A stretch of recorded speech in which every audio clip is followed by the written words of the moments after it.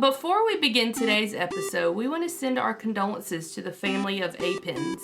Apins was a member of several of the communities that we're in, and he even stopped by and visited us on Twitch a few times.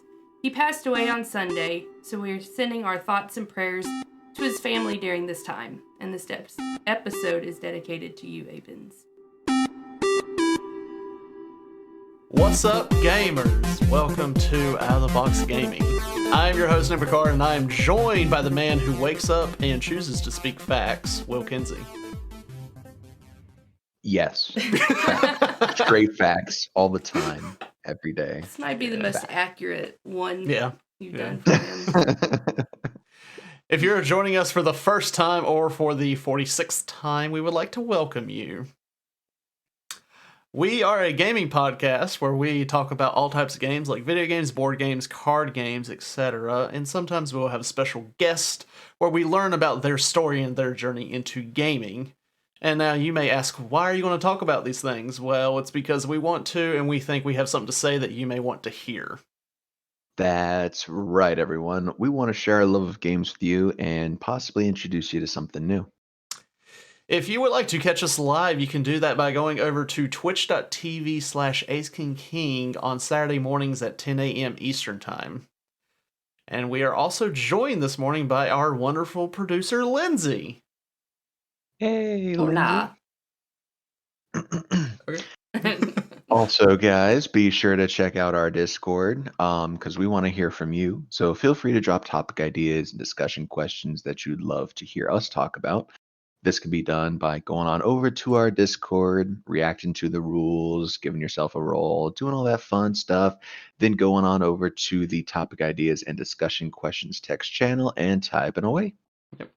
And I believe Lindsay is ready with our trivia question for the episode. Lindsay, what do you have for us today? Well, I have a question that was actually sent in to me. Ooh. And in fact, they asked, do you want a super hard trivia question? And I said, yes, indeed, I do. So, Nice. My question is, what is the arcade game that's in Stardew Valley? I haven't even been over there. I know where they're at. I haven't even been over there. As someone who has not played Stardew in quite a while and didn't know that there was an arcade machine in Stardew Valley, I mean, I'm I'll pretty be sure making a wild guess. It is, it's in the tavern area. That's what I In thought. in the bar. I've never go actually to the gone, right. like I've gone over there, but I've never actually interacted with the thing, so. That's funny. I think I either played it or I tried to play it and realized I couldn't play it. I don't remember if you have to, like, pay to play. I don't remember. But I did not know the answer. I Good bet luck. that's how you, like, romance the nerdy villager. Probably. You gotta go and meet him at the arcade. Yeah. Show him what's up. Beat his high score. Or her. Beat him in Mortal Kombat. Mortal Kombat! Or whatever the name of the game is. What is it, Lindsay? I feel like you almost got her. Too bad I don't know the name off the top of my head, or that might have worked. Okay. Well, in any case, that is a phenomenal question that you have for us today, Lindsay. And if you guys at home want to think about that question, or if you know the answer, we're going to come back to it at the end of the episode. We're going to give our embarrassingly terrible answers, and then we're going to hear the right answer. Yeah. All right. Well, today we have a special episode. Lindsay set it up. We actually made an episode based off of people's unpopular opinion. I know Lindsay went into the Discord and she reached out to people. She made like a segment, for, episode help, and was just trying to get some people's unpopular opinion that we put together for this episode. So we're going to be discussing the unpopular opinions that people have chose, and if we have time, we will give some of ours. We have given an unpopular opinion for ourselves like 40 episodes ago. It's been a while. Recap, mine was that EA doesn't, always suck, because they do make some good games. Especially lately, there's been some successful ones. And Will's was just basically bashing on what Sea of Thieves. Yeah, So, it's just Sea of Thieves is trash. yeah. And So I would like to point out this is another good reason why you should join our Discord, because things that I ask, you can answer in there, and we can use them in episodes. yeah, and I know there's been several times, like, if you have any suggestions for an episode, you can put it in the Discord. Yep. We've actually used some of Emily, who is with us live today. We've used some of her stuff and made an episode out of it. So, but yeah. So we got a few different unpopular opinions that was sent in. The first one is Apex Legends is a better battle royale game than Fortnite, and that was sent in by JC Viking, which we just call him Viking. Mm-hmm. For me, I'm just gonna say, like, I do agree with this. Like, as a game, I do think Apex is like a better game over. Like, we had a ranking episode. Yep, and I'm in the process of figuring out that episode number. 38, episode 38. Episode 38. We did a ranking episode on battle royales, and if you want to go check it out, you can if you haven't. But we did have Apex, ranked better than Fortnite. I'm not going to say, what rank, because if you want to actually go find out, you can go. Spoilers. Yeah. Whoa. Yeah, spoilers. Whoa. But I will say that we did have it, higher rank than Fortnite. Yes. Now, to play a little bit of devil's advocate, I will say that Fortnite has a lot more features that I do enjoy over some of the sometimes plain-ishness of Apex. But, Apex, as we've already discussed in pretty much both of our opinion, is overall better than Fortnite. So we agree with that. However, Fortnite does have vehicles and Well, there is one map in Apex that does have vehicles. Yeah, but they're not the same. They're not the same. That's like comparing apples and oranges. First of all, it takes way too flipping long to get in and out of the vehicle in Apex. Yeah.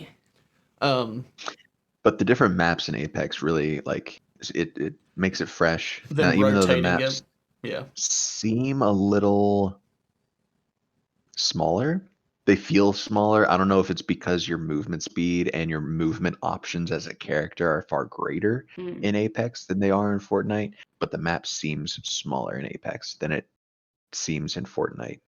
And maybe that's why I'm like, yeah, I like vehicles in Fortnite. And I mean, Apex, you don't really need it because you've got characters that can, throw down jump pads or use zip lines or freaking teleport half the map away. And if you put your gun away, you can run a lot faster. Yeah, and they so do the have movement the options. Yeah, and the balloons, yeah. The movement options in the game are solid. I do like vehicles, though. I like me some vehicles. Yeah. But yeah, Apex Legends, in my humble opinion as well, is a better battle royale game than Fortnite. Yeah. And at least better managed. Like, Fortnite's fun, but I did go through all of the things that have been taken out of Fortnite, and the list of like weapons and all kinds of like vehicles, stuff like that have been taken out of Fortnite is just it's questionable, incredibly long. Like, yeah. Bring back the shopping cart. Bring back the dual pistols. Yeah, dually toolies. Yes. Like, I don't. Yeah. Yeah. So you can sit in my shopping cart with your dual pistols, and I can push you down a hill. Yeah. Like, there's something, like, I don't know what their reasoning behind it. Like, I don't understand why you vault it, and then later you'll be like, hey, we're doing a vault thing or whatever. It's the same thing McDonald's takes out the McRib every year and then brings it back. Yeah. But the thing is I don't want to go into that game mode to just play that. It's like, just give me those weapons back. honestly, just get rid of all the dang weapons they made for this season with the primal or the makeshift, and just give me the old weapons back. So, Yep. I mean, both games have their faults. yes. Yes. But yes. Fortnite has broken their game far more times than Apex has. I think one of the biggest ones was the Boombo, which had like the range of a sniper rifle, the power of an explosive launcher, but didn't have a smoke trail like a rocket launcher. So you could sneakily kill people from a mile away with a big old explosive, and their team would have no idea where you were. Yeah. So that got vaulted, but it got brought back recently for an event because I remember we played with a weakened version of it. Yeah. But I do think the Fortnite events are better than the Apex events.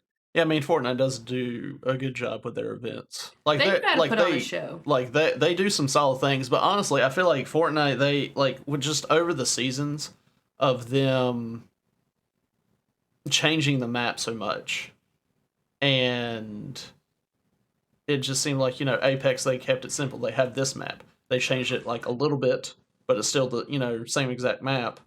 And then they have a new map, and then another new map, and they put maps on rotation. But Fortnite is just a map, and then they completely destroy the first map, and they have a new one, and then they're changing it over time, and we've never seen the old map ever again. Yeah. So, and there's times where I'm like, I miss the old map. Like, bring back the old map. Like, maybe just put like where it was like at its peak of like the old map, and where like their current map or whatever, where it was at the peak, and just put it on rotation or something, or maybe like have the little changes and have it on rotation. I don't know. I feel like keep that it would fresh. that would dig into the whole story that they have going throughout the whole forever. Yeah. Like it's just like a continuous story, and I think that would mess that up some. Yeah, well, they fell through on this one right now. You can go to old maps in Destiny. They have a continuing story. Well, and see, like Apex has a story, but I don't know what the crap it is. Yeah, I don't know anything about it. I don't know anything But with Apex. I know Fortnite's story because I feel like it's shown a Oh, little bit Apex better. is just a horrifying clone prison where they clone these legends multiple times and throw them on an island and have them kill each other. Well, see, the Apex story, you have to read to figure it out. First of all, Yeah. I don't know if I believe what you just said. But like That was completely made up. we have a friend who does know a lot of the story. Yeah. And he'll share some of that with us when we play. But Fortnite does the events. They have the cutscenes. Like they make it easier to know the story without having to take time outside of the game to figure it out. Yeah. But yeah. We agree with you, Viking. Yes, we agree. Yes. But yeah, we'll move on because we've talked a good amount about battle royale games on that one episode. All right, next this one was sent in by Annie's Got a Gun, who is live with us now. No, to clarify that, he means in chat. In chat, yeah. They're not just gonna pop up. Yeah. So that would be weird. Annie, come visit. So she said PUBG isn't a trash game.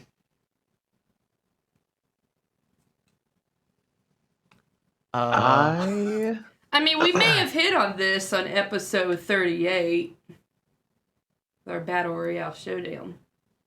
We may have hit on this. I mean, do people still play PUBG? So that's what I was gonna say. Like, I think I mentioned on our last Battle Royale game episode that the first game that I played on my PC when I got my PC was PUBG. Because my brother was like, "Hey man, what game are we gonna play when you get your PC set up?" I was like, "I have no idea." I used to play stuff like Neverwinter and League and whatever, but I haven't played some of these newer games, which at the time PUBG was a few years old, but I didn't have a PC, so I couldn't play it. So we played PUBG, and I enjoyed it. It was really fun, but I moved on from it very quickly, and I haven't gone back to it, so I can't really express an opinion on it. But I don't think it's necessarily a like trash game, but it did have a lot of exploitable issues when I played. So there were some problems back then. I Mhm. can't really say for right now, but I did enjoy it, and I enjoyed the aspect of it, enjoyed the graphics.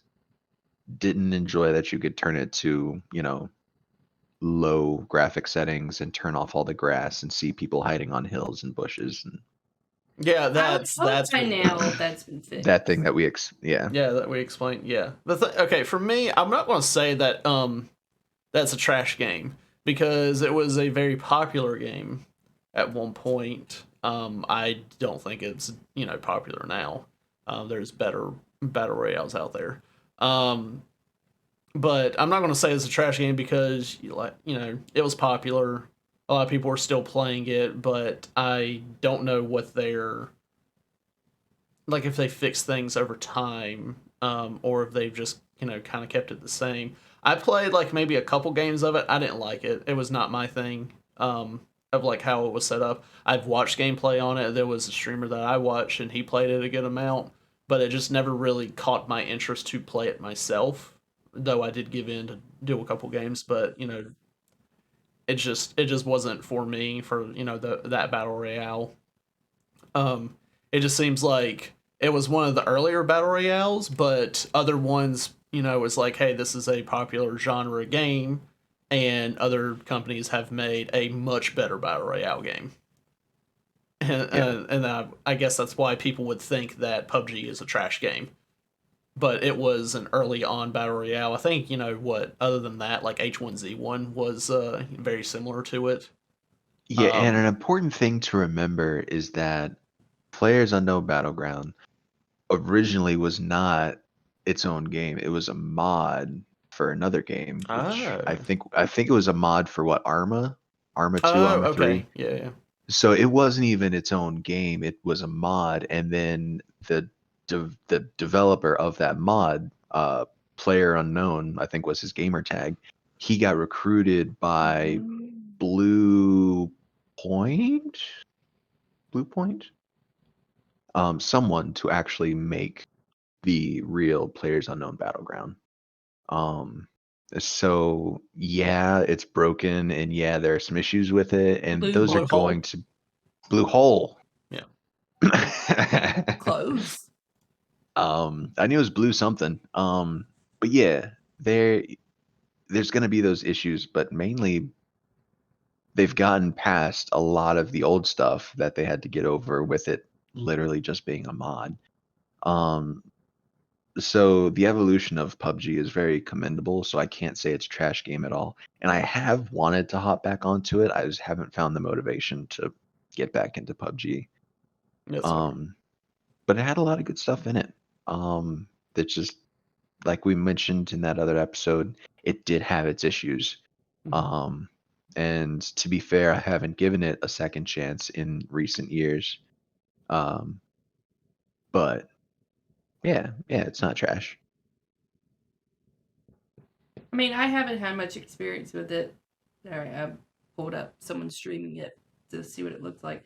Um, I mean, I think they've at least updated the graphics a little bit. I mean, yeah, they look pretty decent. I mean, I know of some people who swear by this game.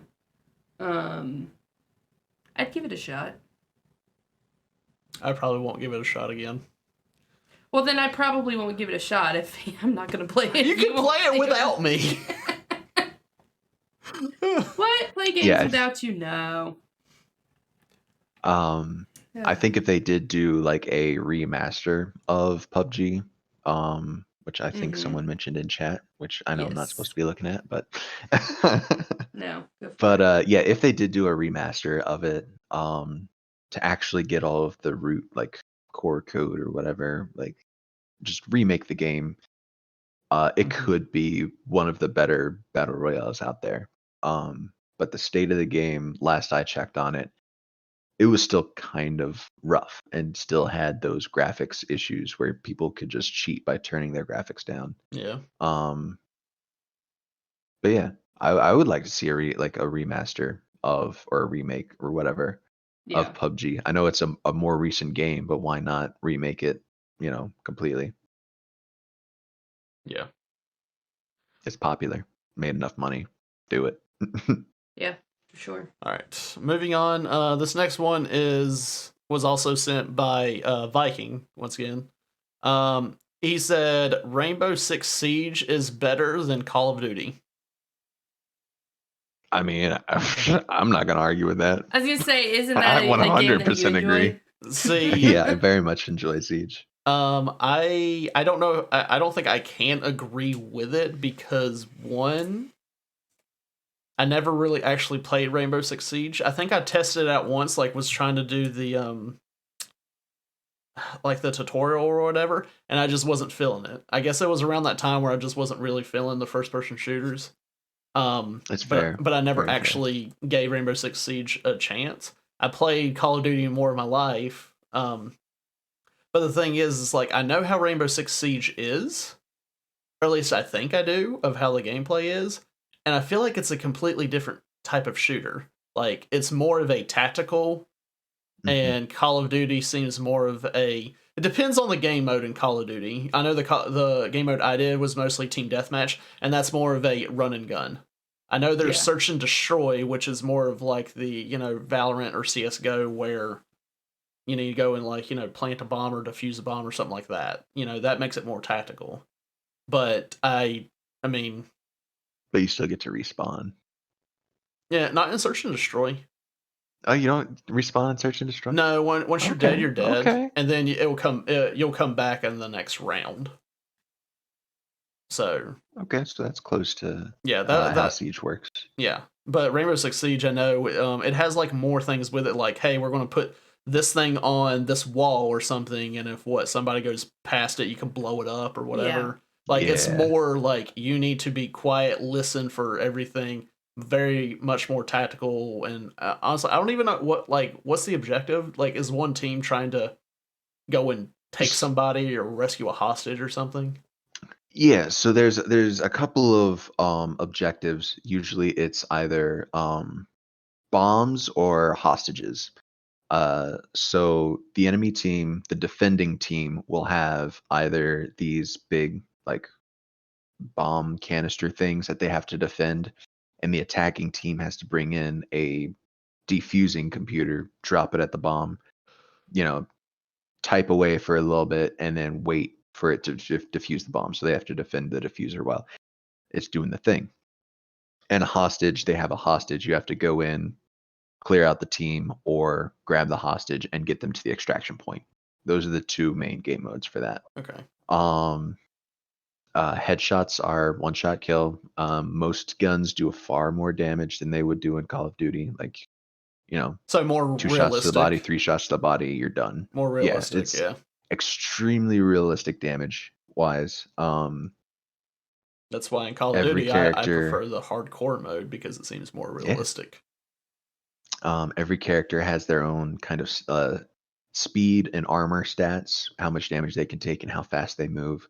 Their own like loadouts, so their preferred weapons and their own special gadgets that they themselves have. Yeah. The way it was first described to me by my brother was it's like a first person shooter MOBA because every character is unique and has their own abilities and their own skills. And some of their skills aren't even mentioned anywhere in their kit. Like you just kind of discover them. It's Okay. very strange. Um, but I personally have always enjoyed more of the tactical, stealthy type games, like uh, Tom. So Tom Clancy's Rainbow Six Siege, Tom Clancy's Splinter Cell. Actually, most Tom Clancy games I really enjoyed, and the books are really good too. Um, but yeah, those are quite often some of my favorite games. So when I came from playing on console and playing a lot of Splinter Cell games where you sneak around and do all of that in third person, moving over to Rainbow Six Siege, which I told my brother adamantly I was not going to play because it just seemed like such a sweaty game. Yeah. I played it and I was like, man, this game's fun because it's just that stealthy, tactical. Yeah. It makes you feel like you're a BA, you know? Yeah. Like you just sneak up on a team and take them all out. Like you can 1v5 and like completely win and be the hero. And that's happened to me multiple times, like with a pistol. Just run through, take out an entire team with a pistol. And it's so satisfying, more satisfying than anything I've ever done in Call of Duty. Mm-hmm. But again, they're very different games and they appeal to very different audiences. And I feel like Call of Duty does appeal to more people. Mm-hmm. But yeah, I completely agree with Viking. I think Rainbow Six Siege is a far better game than Call of Duty. Most Call of Duties, I guess I should say. Because there's definitely been Call of Duties that I haven't played. And I've been told that some of the Call of Duties that I haven't played were some of the best. Like, So I don't know. well, I was going to say which one, but I mean, we potentially could be talking that next week. So Next week. yeah. This is a game that I have not played, but a game that I would not be opposed to playing. It looks fun. It's really fun. I like the It's great. tacticalness. Like, people camp in Call of Duty, but they shouldn't. Yeah. But, like, you set up and you can camp in this game because that's the tactical thing That's to what do. you're supposed to do in this game. Yeah. Because it's attack and defend and not attack. Yeah. And everything is like set that. up as a building. So you're sieging a building. So the attackers are always like outside the building and the defenders are always inside the building. Mm-hmm. So you have to find your way in and then you have to locate the bombs or the hostage and then get there and do the thing. So it's a lot more in depth and I like it's phenomenal. It's fantastic. It's a lot more, and I would never say that a video game is exactly like real life. But it's a lot more like SWAT coming in and like a trying real to life rescue a situation hostage than and- just running around shooting people. Yeah. So, Because it's very loyally based on books that are very loyally based on real life, but given that sort of larger than life feel of you have these agents that all have these particular skill sets and gadgets that they use, but the situations that these agents are put in are very real. and I just love the fact that because he was an author first. Yes, ma'am. So Yeah, I Tom just Clancy love wrote the so many fact, books. that I don't know if it was his idea or someone approached him, but like he didn't shut down the idea of a video game. Like, Yeah. that's cool. We can do more than just books. I feel like there's some movies too. Wasn't the guy from The Office in one? Oh yeah, Jack Ryan, Tom Yeah. Clancy, Yeah. Jack Ryan. Jack Ryan's also a thing, and there were a lot of films that Harrison Ford did back in the 80s and 90s where he played Jack Ryan, and they never called them Jack Ryan films, but he played like the president and the CIA agent in all these different films. They were Jack Ryan movies, so they were Tom Clancy films. But yeah. So the story, if you follow all of that in Rainbow Six Siege, is phenomenal. But yeah. Very cool. All right. Sorry to go off on a huge tangent No, there. you're good. All right. Moving on to this next one was sent in by Eldritch Bird. Kingdom Hearts 3 isn't a bad game. People are just mean. I can speak nothing on this one I because can't either. I haven't played it yet. I've played the first Kingdom Hearts. I tried the next one on the whatever edition I had, but it was like a card-based combat. Like you're still moving around, but you got to use this card to be able to do this attack. And I was like, no, this sucks. So and then I started the second one, but I didn't get far, and I guess wasn't in the mood for it. So eventually I'll get the Kingdom Hearts 3. It just could be, a few years from now. 3 the one that came out recently? When I did it come believe out? so. Because I've played a few Kingdom Hearts games. Kingdom Hearts 3 came out in 2019. At the Yeah. beginning of 2019. So I unfortunately haven't played this one either. But I did play Kingdom Hearts 1 and 2, and they were phenomenal. In my opinion, I enjoyed them a lot. My roommate actually just got the entire Kingdom Hearts collection. Entire. It's like 10 or 12 games. Yeah, I mean, It's a lot of games. So maybe it's in there and I'll have to play it. But I've always enjoyed every Kingdom Hearts game that I've played. So I can't directly speak for Kingdom Hearts 3. And maybe they did something that people didn't like. But I've always enjoyed Kingdom Hearts, even just for the, you know, the crossover mashupness of it. I mean, I'm pretty sure I watched Eldridge play some of this the other day. I feel like I've someone been, was complaining about the combat. Because but didn't they change the combat?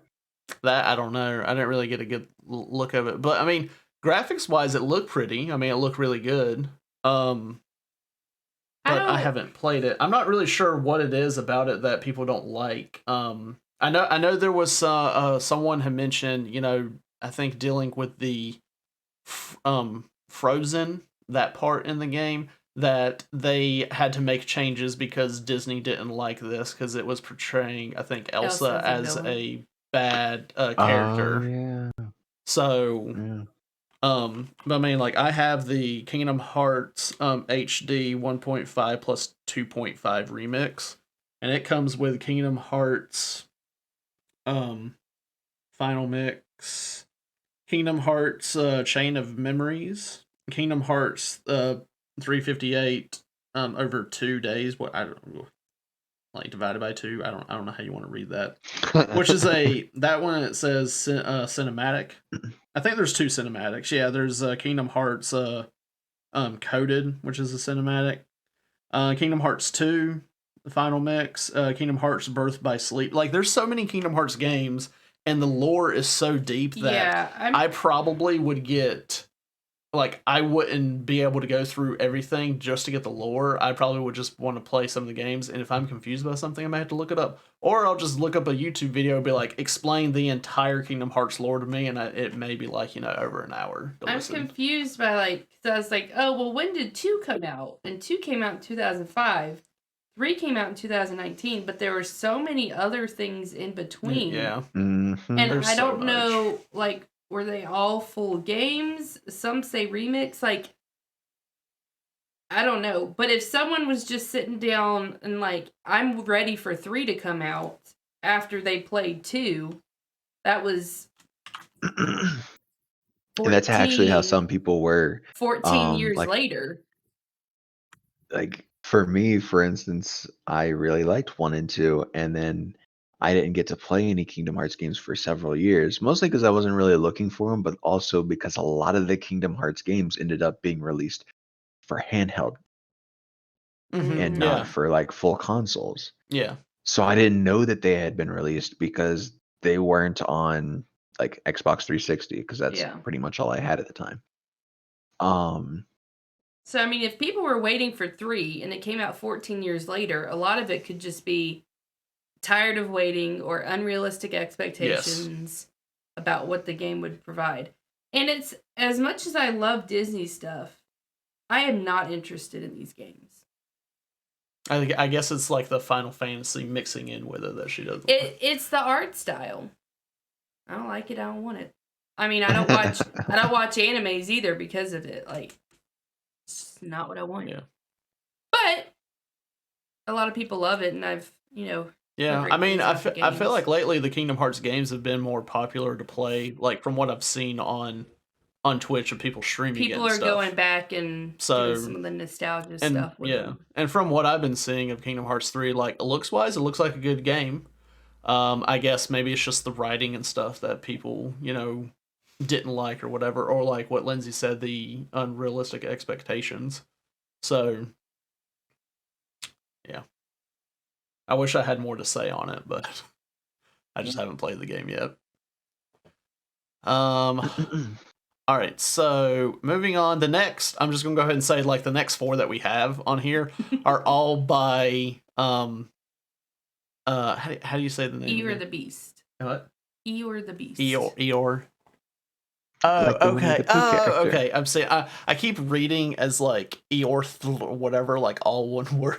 Not yeah. Yeah. This is why I struggle at reading names off, like in Twitch. It's fine. It's fine. I mean, as a teacher, I'm bound to like be reading some name at the beginning of the year. And like, how the heck do you say?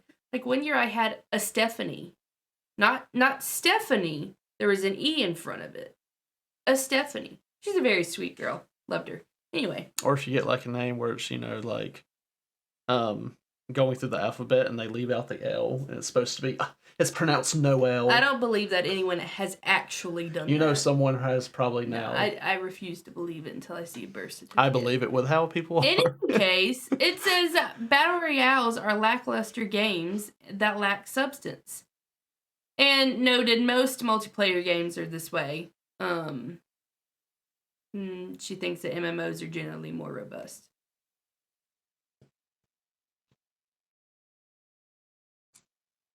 Yeah. I'm not totally sure what battle royales as a whole could do to make themselves less lackluster. I kind of feel where she's coming from though. Most battle royales that I play, I'll play them for a little bit and then just get bored of them. Be like, all right, cool, I'll come back to this at some other time, whatever. I don't really stick with a battle royale for very long, mostly because it's very samey. Even if they change the maps, even if they swap up the guns, do a couple of fixes, it's usually pretty much the same because it's a battle royale. There's not a whole lot you can do to a battle royale to change it up. Yes. Yeah. You're dropping in, you're finding guns, you're killing people, trying to hoping win. you're the last people. Yeah. Now, I will say, as we mentioned earlier, Fortnite does some fun things where you've got all these different vehicles and, fun events, and they switch it up a lot and they do kind of keep it fresh. So I got to give them props for that. Apex Legends, they got their map rotation. PUBG, they got their map rotation.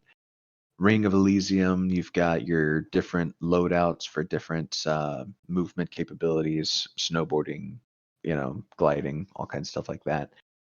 So every battle royale has these fun little things that make them stand out from the other.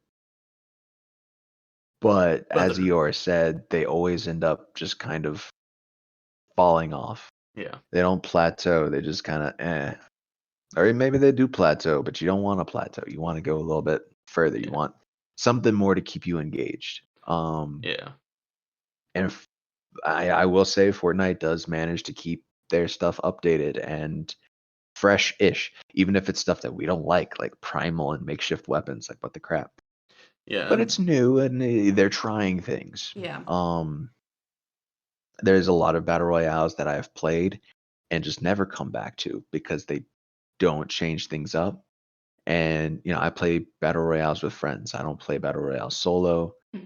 So if it's just the same sameness, we move on. Yeah. So I completely agree there. Battle royales are very lackluster games, but I don't know what they could do to fix that.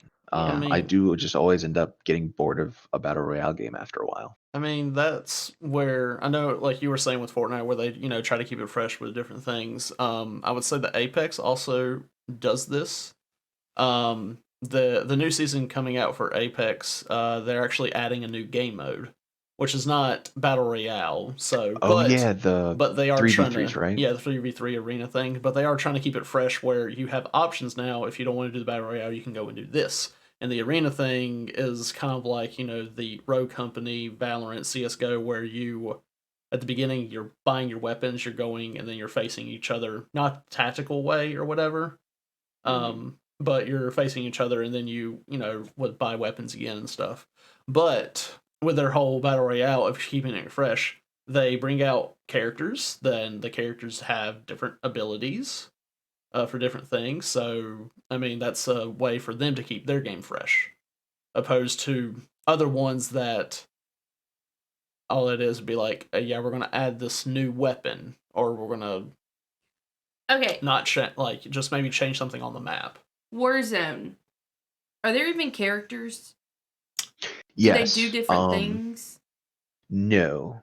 Just they just look. I will cosmetic. say the cool thing about the Warzone characters is each character kind of has their own story. Some of them are in the campaigns of different games. Some of them are real life people that have lent their likeness to the game, who are popular influencers or gun competition winners, whatever. Um, and they've gotten their like whole face and everything like laser scanned and been put in the game and given an I love it identity. when games do that. It is really cool. Like there's a bunch of competition shooters who like I follow on social media who before they even got on Warzone, I followed them on social media and then they posted like a picture of them like super like digitized or whatever. They're like a CGI version of themselves basically. And we're like, yep, I'm gonna be in a game. And I was like, holy crap, they're gonna be in Warzone. Which was really cool to see like someone that I followed on social media get put into a game that I was playing and not even know that that was going to happen. Yeah. And then you can get like cool costumes and stuff like that. Like I have this one dude who is I think in the lore he's a sniper, so most of his costumes are weird sniper things. But he just looks like a bush with like a demon mask. It's just you're completely invisible except for this weird ass demon mask. But yeah. So the way they do their characters, there's nothing special about them other than the looks. Um they might have changed that, don't quote me. But they also have all of their unique stuff. Like they have a bunch of vehicles. They have the gulag, which is kind of their unique way of you can get back onto the battlefield for free without your friends having to respawn you or whatever. You can just beat up another dude in prison and get out of jail because that's how it works in real life. Yeah. I know. I think a lot of games, a lot of the battle royales are keeping it fresh, as you said, and changing things and adding things because they know that the game is the same going into it. Every time you play it, obviously, you'll win some, you'll lose more if you're me. But they know that they don't have substance. So they have to find other ways. Because you're not in Right. a lot of them are adding in story stuff. Fortnite's got a somewhat of a story. Apex has, the story which I didn't even know for a long time playing Apex that there was a story to it. Which I think is their attempt to add substance, but you're not going to get the same kind of substance that you're going to get with a single player story campaign game. Yeah, I mean, like, what kind of substance could they add? Well, I don't think you just completely can. changes the game. I don't think you can for that type of game. Yeah. Like, And Warzone did pretty good with the premise of a battle royale in what's the name of the place? Verdansk. It's like the place you drop into, the whole lore of why you go there and the story they've been giving you is actually pretty good. They don't explain a whole lot of it, particularly in the game, but you get some like cinematics and stuff like that throughout that they kind of show you, and they're working their way to an event, unless it just happened, where a ship of Nazi zombies from what was it? World at War was the first zombies game.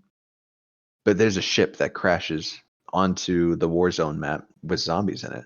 And now there's like going to be or is a zombie event and you I can think that's go already and kill happened. zombies and become a zombie.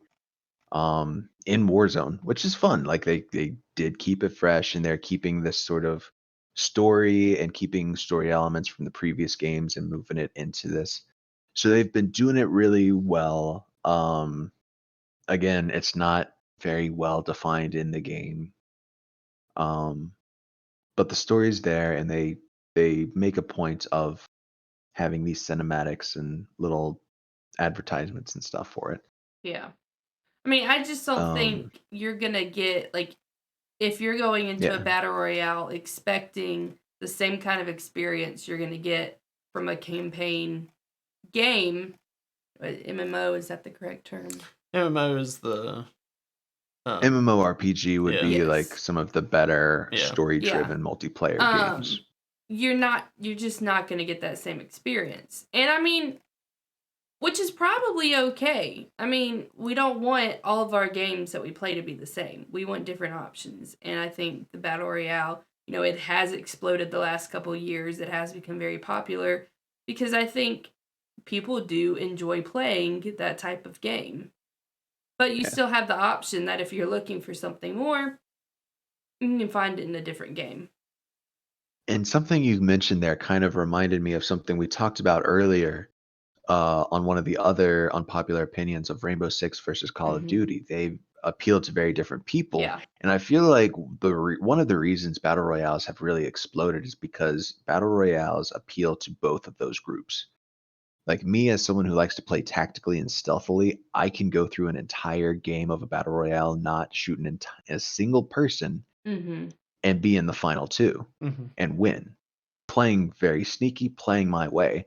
Whereas my friend can be the run and gun crazy dude who goes in with a grenade launcher and a machine gun, and he can Yes. do just as well. He'll get more kills, obviously, because he's playing for kills, but we'll both have fun and we'll both enjoy the game. Yeah. So I feel like that's one of the main reasons that battle royales have exploded so much, Hmm. because they do kind of bridge the gap for both of those types of players. Yeah. Plus, I But think again, there's some sort of no story. satisfaction of, like, not just I beat this boss in this game, but I beat real players. 46 other people. Yeah, though in reality, you're not the one killing all of them, unless you've got some insane person who's just extremely good and does get all those kills. But, like, I feel like there's a different form of satisfaction that comes with, like, and I mean, not everybody you face is good, like me. But it's like, I beat another person at this game, not just AI. So. Yeah. Indubitably. But I just think it all depends on what you're looking for. But I mean, I don't think battle royales are going to have that substance. I don't think, at least now, there's a way to put that substance in. Right. Yeah. All right, moving on. The next one. Xbox has better UI. PlayStation has better games. The Switch is the best console because it has the most non-PC exclusive and is highly mobile. Mobile? Since when do you ever say mobile? Mobile. Sorry. I've never, well, can't say I've never we used. had an episode talking about the different UIs over the years of the different systems. I haven't used recent Xbox UI, so I don't know. I can't talk about I haven't either, but as of right now, I'm going to completely disagree. I think PlayStation has a better UI. I mean, even if I go back and thinking back on that episode that we did, and even looking at some of the pictures, I don't know. I didn't like how I thought there was. I think there's just like there's too much going on, and it's like too clunky or whatever going on with Xbox or Microsoft, whatever you want to call it. So I know the person who wrote this has both an Xbox and a PlayStation, so that's their opinion was formed on the fact that they have both and use both. Yeah, I mean, from my experience with the previous times of having an Xbox, not like the newer ones, it was just, and I know we even talked about it on that one episode, there was just too much going on. it wasn't as, to me, user friendly. So I mean, I would disagree, with that, but I can't disagree as I have not used both. I haven't used the Xbox as much. The newer Xboxes, the Xbone and the Series X. So I can't give a fully informed opinion. I know that we did the one episode where we looked at everything. My roommates have an Xbox One, so I've seen a bit of the UI. And really, like, it does come down to preference. I prefer the PlayStation a little bit better. I can navigate my way around a little bit more. I think I've made it pretty clear before that I prefer Xbox controllers way more than PlayStation controllers. yeah. But in terms of like the UI on just the first third of this particular unpopular opinion, I don't know if I can completely agree with that. But that is one of the far more subjective things that we've talked about Yeah. today is UI, because UI is just such a subjective thing. People's brains operate differently. Yeah, so that would definitely be preference. I mean, where I see a lot going on, someone else could see, oh, this is simplified, this works. Yeah. It's like just excellent organization. Yeah. Whereas you might be like, what the crap's going on? Yeah. Which is very much a thing. Yeah. PlayStation having better games. Absolutely. Yeah, better exclusives, most definitely. for And the sure. fact that they have exclusives that PC doesn't have. Is that and, really an unpopular opinion? I think that's just straight up facts. It is. I mean, it is an unpopular opinion. You'd say that to anyone who owns an Xbox, and they'll be like, I know Xbox has Gears of War. I'll be like, hey, I can play that on PC. Exactly. 100%. Anything you can play on Xbox, you can play on PC. And people will still argue this fact with me. I know. Yeah. I literally had this debate last week on Facebook with someone. I was like, you can play that game on PC. They're like, what? No, you can't. Like, yes. Yeah. Anything you can play on Xbox, you can play on PC. Yeah. Yeah. So yeah, I do have to agree PlayStation has better games just purely because it's got exclusives that you can't get on PC. I mean, there are some games that are starting to come to PC. That were on PlayStation, but that is like over a year later. Like I know Horizon Zero Dawn just came to PC, and that, when did that come out?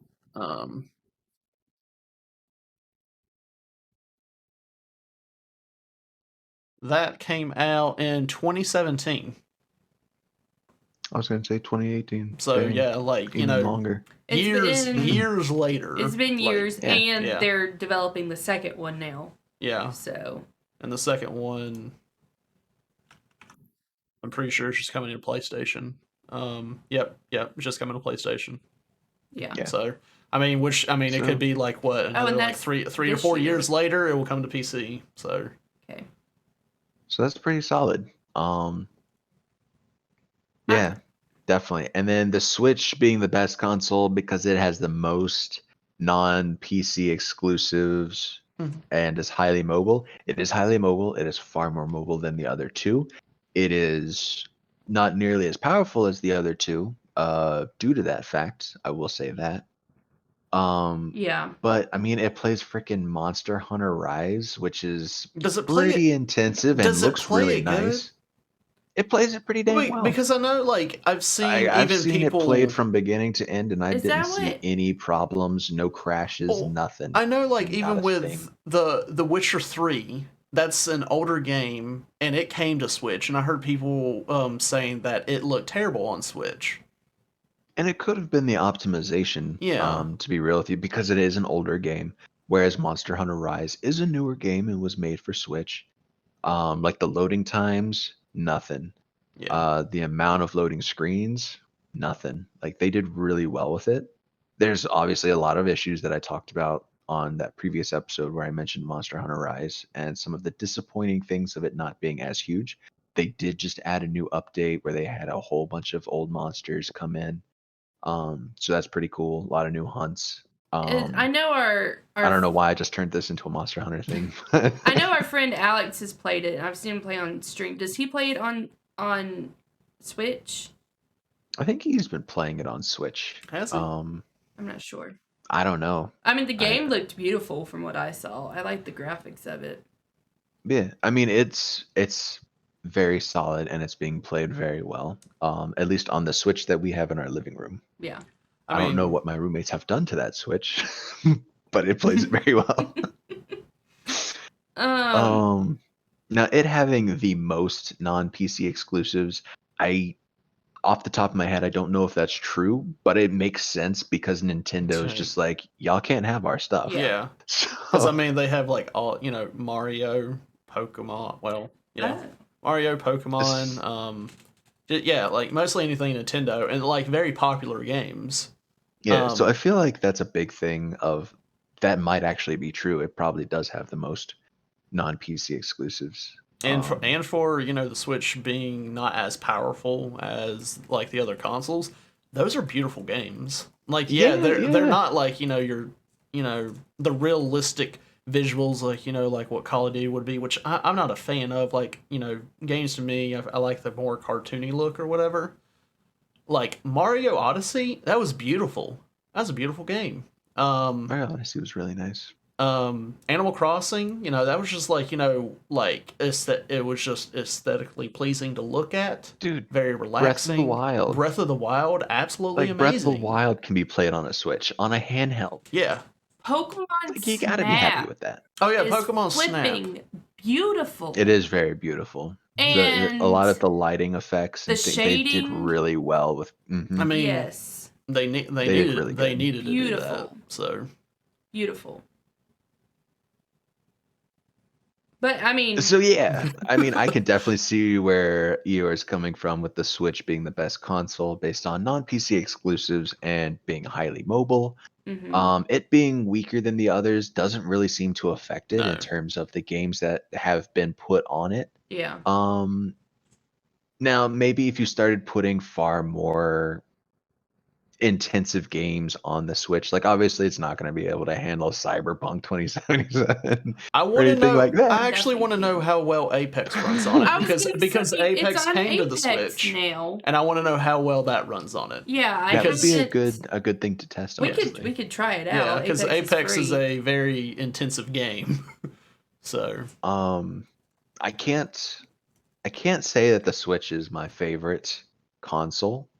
I can't. I feel like I always forget about it. I feel like it's a great console. Like if you really, I know, and we've said this several times, all you need is a gaming PC, a PlayStation, and a Switch, and then you're set. Like you'll have everything. Yeah. But Switch is not my go-to console, but it's there. Like I have it. I have the option. It has great games. Honestly, you could probably skip the PlayStation. Like, just based on, okay, I have my gaming PC right here. Yeah. Most of the games that I play on the PlayStation out there, I could get on my PC. Mm-hmm.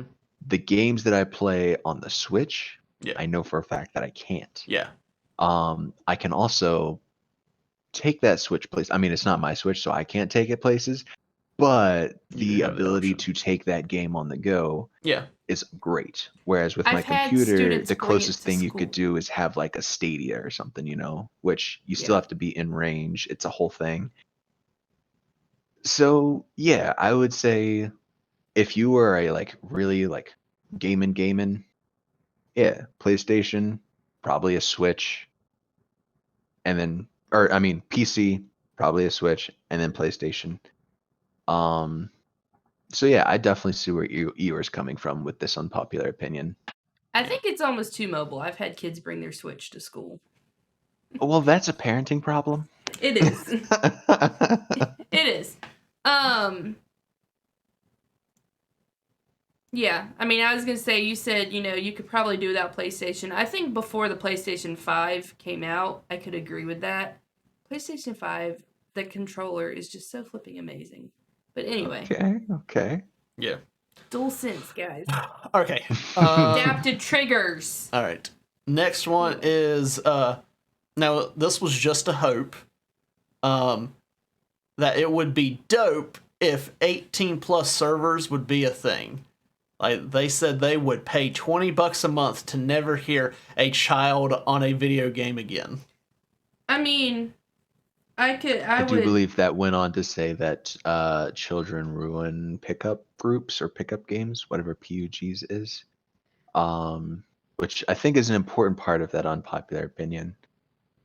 I think Because I totally agree. Yeah, I mean, you So- can make your Discord server 18 plus, whatever. Yeah. I mean, we haven't specified ours, but we don't have 7-year-olds on there. But, like, as far as getting in-game chat, But the thing is how would you even go about making sure that a child's not going to get through? Because they can lie. I don't know if it would be possible. Because Yeah. you're supposed to, like, okay. Because that, like, How yeah, old do they could easily you lie need to to say, be yeah, that they're this age. Or if it was like, say a parent could just The sign servers in. would have to be moderated. Like a parent could, like, sign in and the kid's just playing on the parent's account or something. I mean, So- for example, TikTok. You're supposed to be 13 and older. My second graders have TikTok accounts. They're not even 10. Yeah. Like, there are ways, unless Yeah, your but parents... if you have people paying $20 a month, they're going to expect you to enforce Oh, it. yeah. Oh, yeah. So- Absolutely. You would probably have those specific servers moderated and Mm-hmm. or something to where if you hear that squeaker come over your headset, you can be like, okay, that's a child, report them. And then the ban hammer comes in. So even if they're playing on their parents' account gets banned because Yeah. the parents' account wasn't being properly monitored Mhm. by the Yeah. parent. So, I mean, you're not watching your stuff. Too There would bad. be ways to do it. Like, You would just have if to you're- stick with it. Yeah. But if you're charging specifically the $20 a month that was mentioned in the unpopular opinion, Mhm. you had best make sure that you are like make sure they're paying for the proper service. Yeah. Yeah. But I mean, I also don't deal with this because I don't ever, and we talked about this that last week. I don't ever talk to other people in game chat. Yeah, we Yeah. did talk about it last week because we're talking about game chat and stuff. I Yeah. don't ever Yeah. talk to the randos.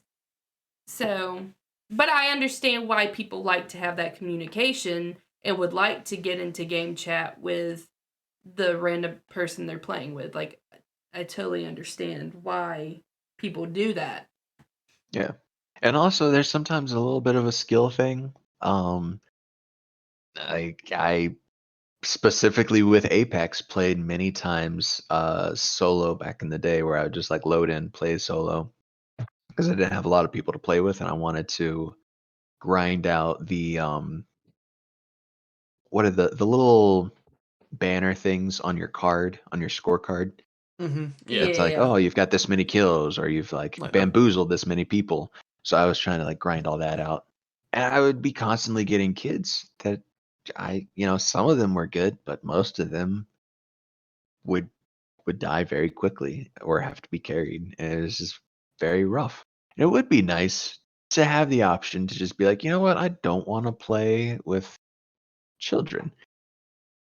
Not that children shouldn't be playing games. Children can play games. Yeah. Yeah. Games are for children.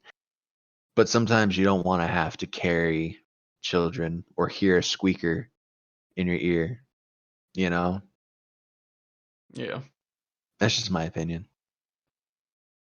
I get that. But yeah, never like exclude children from playing games. That's just Yeah. messed up. Yeah. Yeah. But I think there could definitely be a way to make it to where if you don't want to play with them, you have that option. Yeah. Mm-hmm.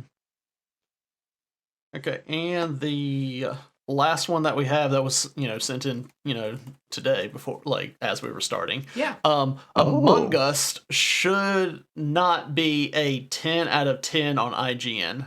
Not enough substance. Among Us is a 10 out of 10 on IGN. Yeah, apparently. So I'm going to agree. Yeah, it should not be a 10 the world out of is a 10. simulation. It should not be a 10 out of 10. I don't know, I don't see how they could say this is a 10 out of 10, but then they go and they rank like a game that's much more popular and has a lot more in it and stuff, and they'll rate it like, like 8 out of 10, 7 out of 10. I guess what they had more to like judge on with that extra stuff, and then Among Us they had like this very little, and they're like, oh hey, it's 10 out of 10. Like, I don't 10 out of 10. I don't understand their their ranking or whatever. Like on Jedi Fallen Order is a 9 out of 10. Like sometimes I can like sometimes I understand the ranking or whatever that they do, but this one I like what like did they say there was like any problems with it? Like how was that 10 out of 10? I don't understand.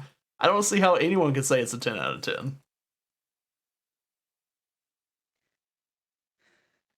I don't think I couldn't go higher than an 8 for it.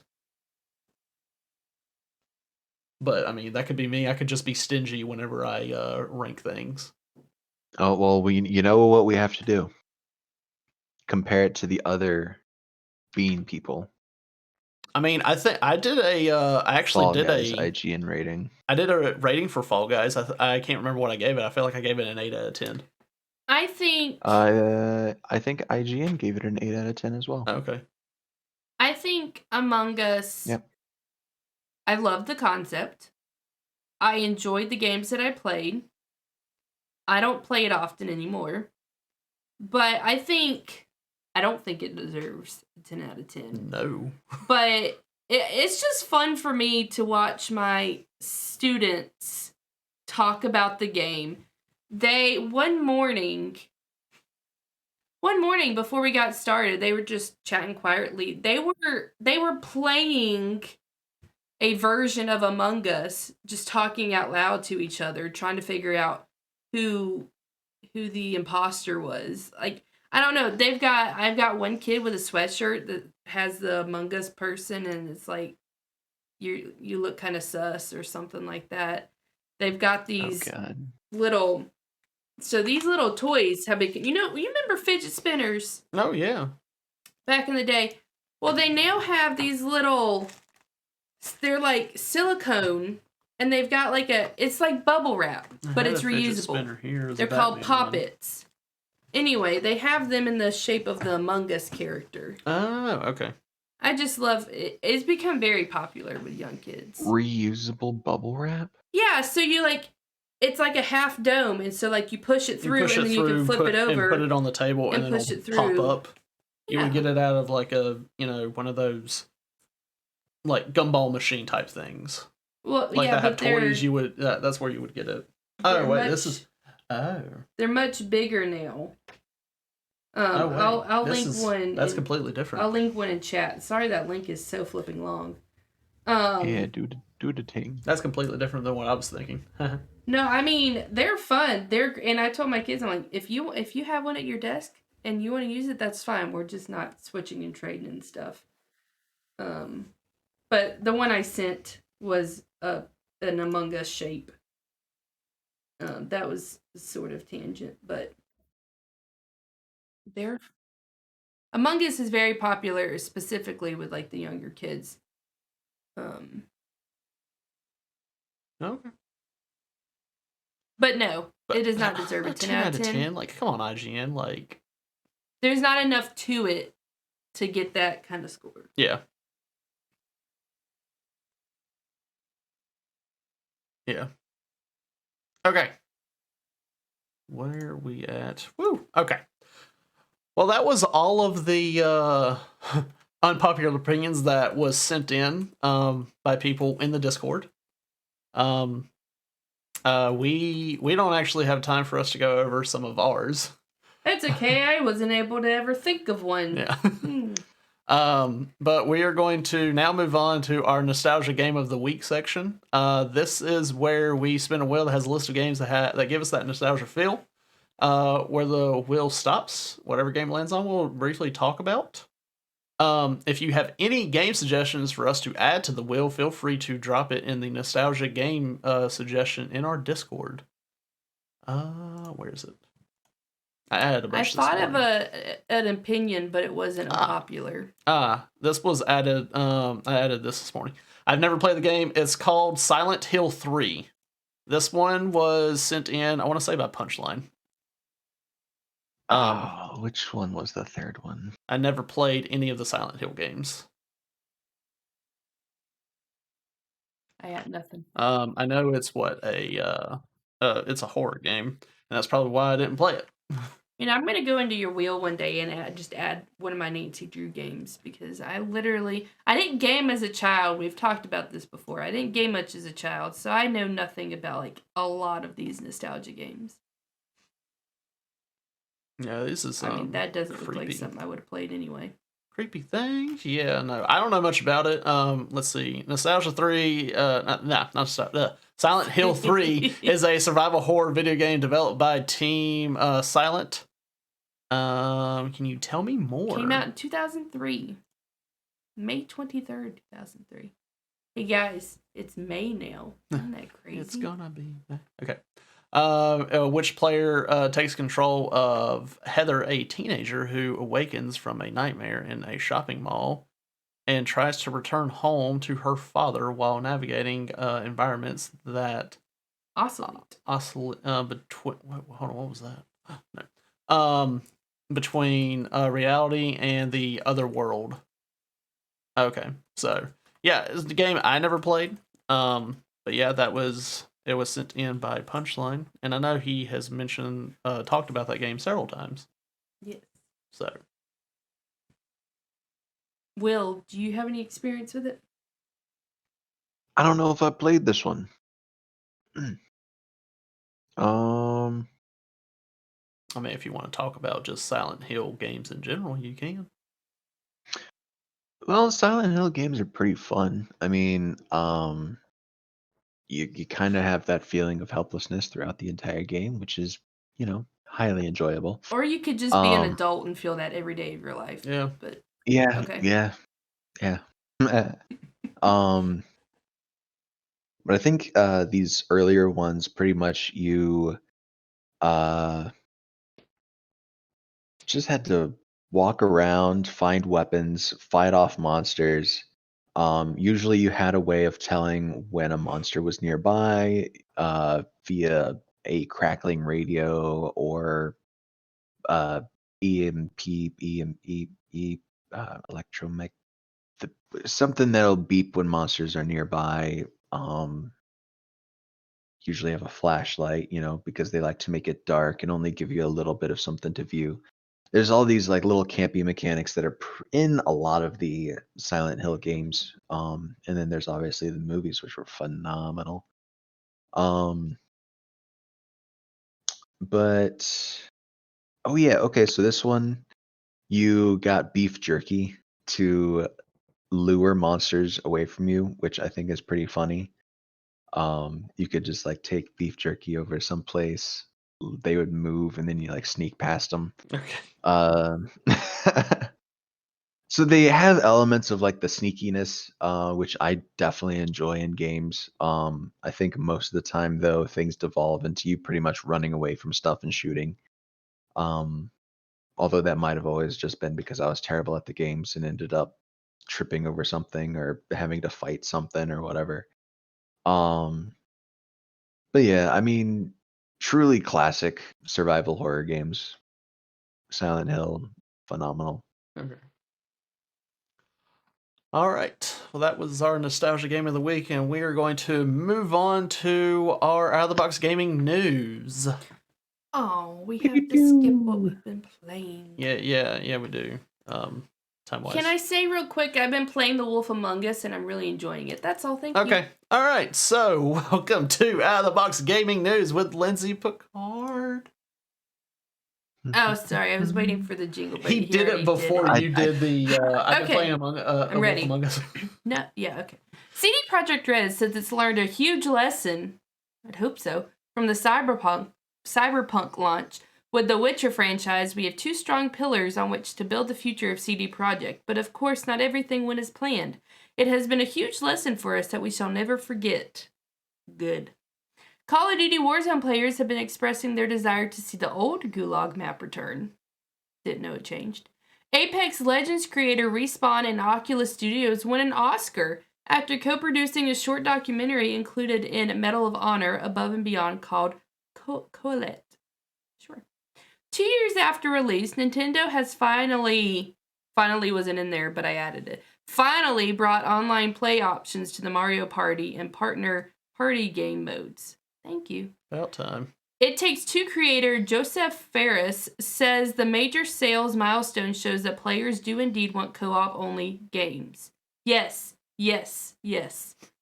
Microsoft announced that Halo Infinite will support multiplayer crossplay and cross-progression across PC, which is all you need, Xbox Series X and S, and Xbox One, with customization and game progress following players across all platforms. And lastly, reports suggest that IO Interactive is partnering with Xbox Game Studios on a brand new fantasy-themed AAA game that involves dragons, but it's allegedly years away from release.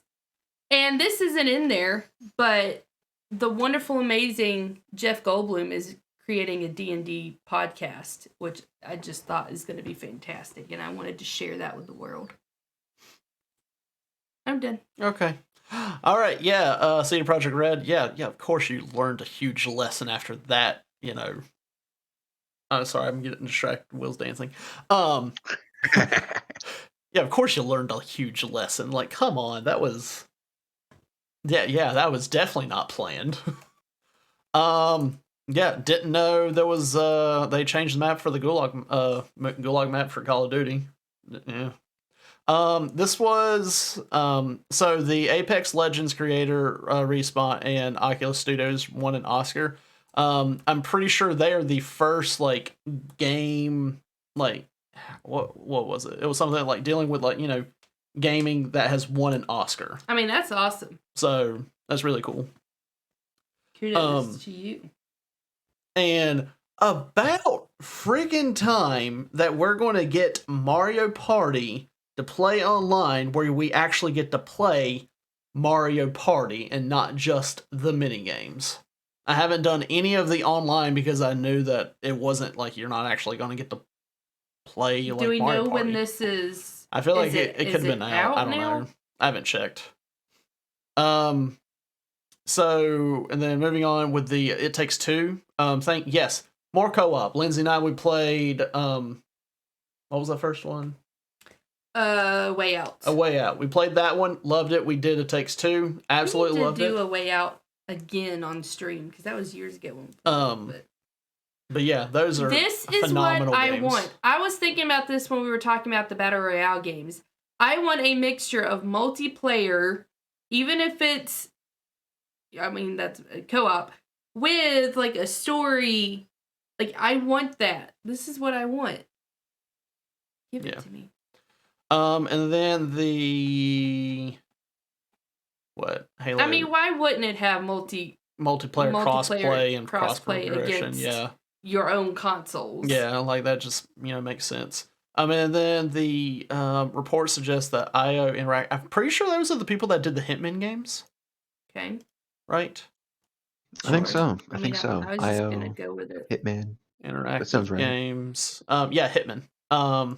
So yeah, I mean, it's cool. I mean, I'm excited to see what this game is. I mean, fantasy themed. I'm already intrigued. Involves dragons. You know, I'm intrigued. But yeah, it's going to be years away. I mean, it takes a good while for, you know, games to develop and all that stuff. So, but looking forward to seeing Bald that. warrior with a bard code tattooed on the back of his head. Changes outfits constantly to try to get into the dragon's lair and slay the dragon. All right, there's the game right there. Just fantasy Hitman. All right. And yeah, we are definitely running out of time today, so yeah. I hope you guys have been thinking about that trivia question, because it is time for us to give our answers. Lindsay? Yeah, so I asked you, what is the name of the the arcade game that's in Stardew Valley?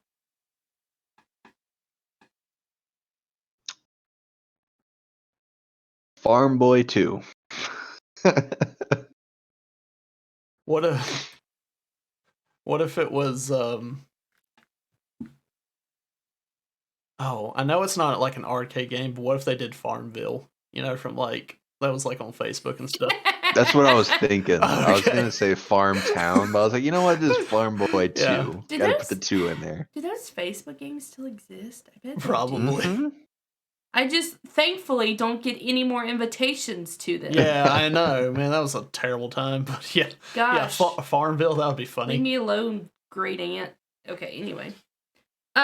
So those were your guesses. I have no idea. Yeah.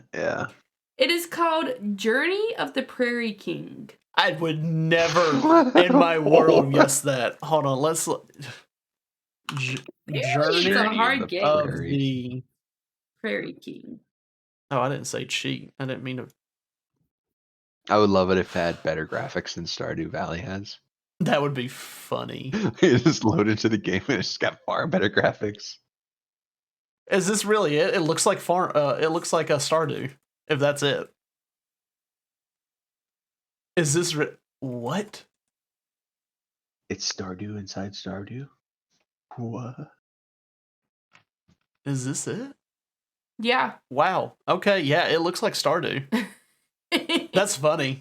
I mean, we were on the same page of, you know, like a farming game or whatever. So Journey of the Prairie King. that's hilarious. I think it would have been fun if it was just like Oregon Trail. Yeah, that would be great. That would be great. Yeah, so we're going to wrap up this episode, and we want you to be able to contact us on. Well, I was going to say, if anyone else has a trivia question, I don't think I've ever mentioned this, that you want me to ask them, please tell me. You can just contact me in Discord. Yeah. We don't want them to see the question ahead of time. So yeah, but we want you to be able to contact us and check us out on other media platforms. Will, where can they do that? I don't know. All right. All right. Yes, they can. No, we've got a link tree. Our link tree is at OOTB_gaming. Inside there, you'll find our Discord, our YouTube, Twitter, Instagram, TikTok, Patreon, radio, TV channel, website. I don't know. We've got a lot of things. But be sure to go check out our link tree, check out our Discord, come be friends. And also check out our Patreon with all of the fan-diddly-tastic perks in store for you there. Big shout out and thank you to our Collector's Edition Patreon, Cody Watkins, also known as Kitsune Smith. We certainly love that guy. He's always being chill in the Discord, in our games, in our streams, and in our lives. And also speaking of Patreon, it does give you extra entries to our quarterly giveaway. No, it doesn't. Oh, have we been lying about that? I mean, it does. It just hasn't ever helped out Kitsune Myth yet. But June is our next one. June. Already? June. Dang. Guys, that's next month now, because today's May 1st. Yeah. Oh my goodness. So yeah, extra entries to the giveaway, which giveaway information will be in the Discord.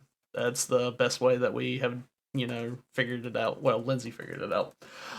If you want to find me, you can do that going to YouTube, Twitch, Instagram at AceKingKing, and Twitter's AceKingKing77. Please make sure to leave a review on our podcast on whichever platform you found us on. Hit that like, hit that subscribe, hit that notification bell so you know when we post a video. Thank you guys so much for listening, and please join us next week. This has been Out of the Box Gaming with Nick Picard, Will Kinsey, and Lindsay. Thanks for playing along.